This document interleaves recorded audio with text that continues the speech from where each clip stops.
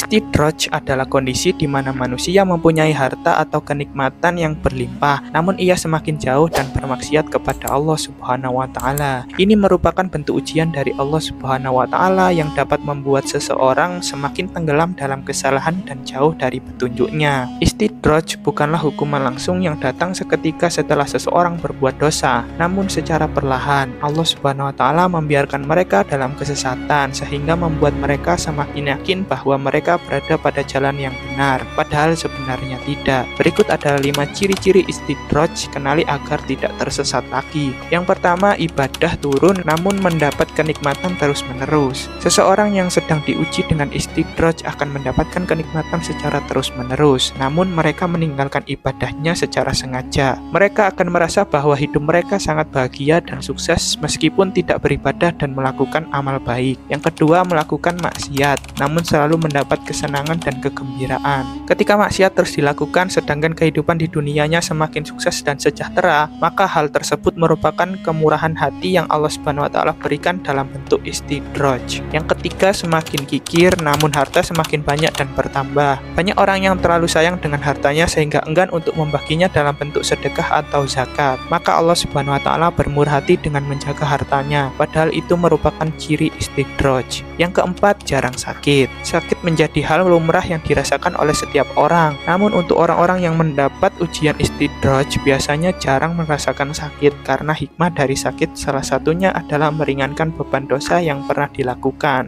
Namun untuk orang-orang yang mendapat ujian istidraj biasanya jarang merasakan sakit karena hikmah dari sakit salah satunya adalah meringankan beban dosa yang pernah dilakukan. Yang kelima, sombong dan tinggi hati dengan harta yang dimiliki. Memiliki banyak harta sangat berpotensi untuk sombong dan tinggi hati, merasa paling hebat dan mampu, hingga menganggap orang lain remeh karena tidak memiliki harta yang sebanding. Rasulullah SAW bersabda, di antara tanda-tanda kesengsaraan adalah mata yang beku, hati yang kejam, dan terlalu memburu kesenangan dunia, serta orang yang terus-menerus melakukan perbuatan dosa. Hadis riwayat Al-Hakim.